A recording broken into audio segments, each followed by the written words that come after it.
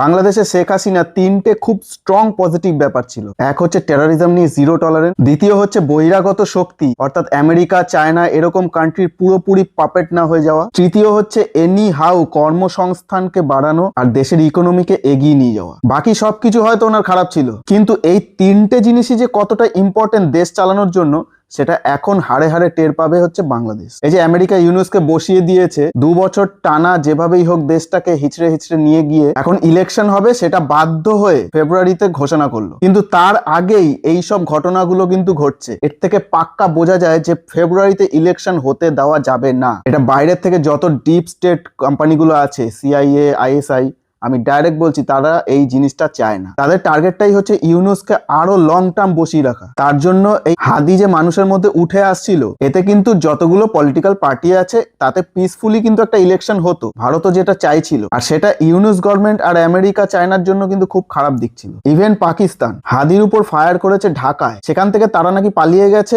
মেঘালয়, অর্থাৎ নিয়ারেস্ট যে বর্ডার আছে সেটাও 200 কিলোমিটারের উপর। ঢাকা পুলিশ, ইউনুস গভর্নমেন্ট সঙ্গে সঙ্গে বলে দিল যে সেই আতঙ্কিরা বাংলাদেশ বর্ডার পার করে ভারতে ঢুকে গেছে মেঘালয় থেকে। তার মানে কি তারা দেখতে পাচ্ছিল যে তারা অত দূর ট্রাভেল করছে, ঢুকছে, অথচ ধরতে পারেনি। এখন এটাও বলছে এই আতঙ্কিরা নাকি মেঘালয় সরকারের কাছে রয়েছে, অর্থাৎ মেঘালয় ফোর্সের কাছে রয়েছে। আর সেটা সূত্র কি, তাদের যে সিক্রেট ইনফরমার আছে তারা বলেছে। মানে কতটা এদের জিভ লম্বা হচ্ছে শুধু ভাবুন। এখানে বিষয়টা পুরোপুরি হচ্ছে টাইমিং, পুরোপুরি বাংলাদেশকে আবার আনস্টেবল করার একটা বড় প্রচেষ্টা। ফেব্রুয়ারিতে ইলেকশন হবে না, এই নিয়ে আমাদের যে ফর্মার রয়্যাল এজেন্ট লাকি বিস, সে কিন্তু প্রপার ভালোভাবে সিনপসিসটা একদম গুছিয়ে বলেছে।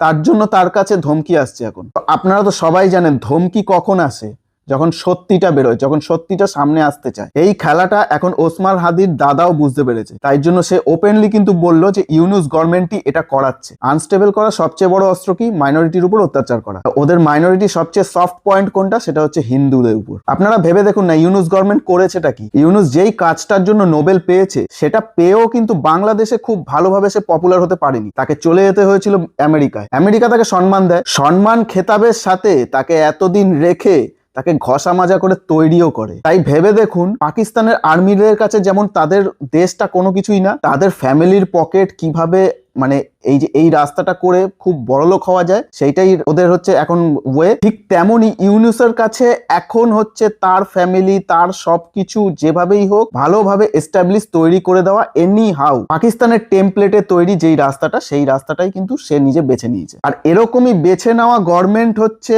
আমেরিকা, চীন, এদের কাছে মানে ভারতের আশেপাশের জায়গাগুলো ভারতকে আনস্টেবল করার জন্য সবচেয়ে আদর্শ।